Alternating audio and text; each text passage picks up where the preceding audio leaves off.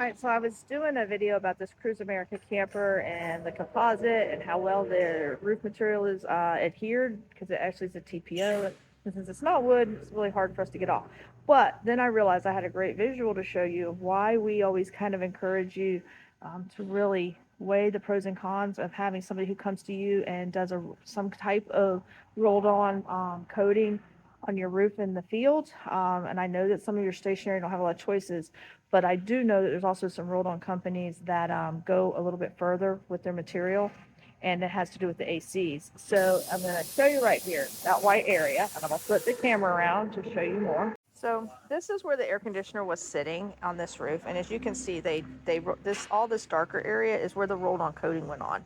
And so this is what we see a lot of trouble with these people who say they come to you, and especially when they tell you it's a lifetime, no leak guaranteed roof, you won't have anything to worry about, because it is not uncommon to have holes, cuts. Sometimes when they install it, the factory will cut the rubber too far when they're cutting out the opening. So this is a whole area that they are not addressing if you're having a problem. And if your leak is actually coming from a failed AC gasket, like this one was working like it's supposed to, you see how white it is, except we've been kind of working, got a little dirty.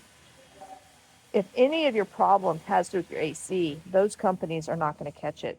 And it's really detrimental to you when we talked about like the ones where the bolts are like right outside of the gasket, just like this motorhome they're doing over here. They're just rolling up. They are not helping solve that problem. And if you have any kind of nicks or anything there, they're not stopping it. And I do know that there are some companies that come to you that do the roll-on roofs that do actually remove the ACs. And so I really, to us, that's an important thing for you to do because you could be spending quite a bit of money for them to not be addressing an issue and your roof continues to leak. And unfortunately, because they tell you not to go on your roof again or that you don't have to worry about it, a lot of people never go back up there and look and the damage gets worse and now it's even more expensive fix. So that visual is why we always are always leery of the ones that get done out in the field. And you'll see a lot of people go, "Oh, I didn't have any problems." Well, you probably didn't have a problem to start with. That's why.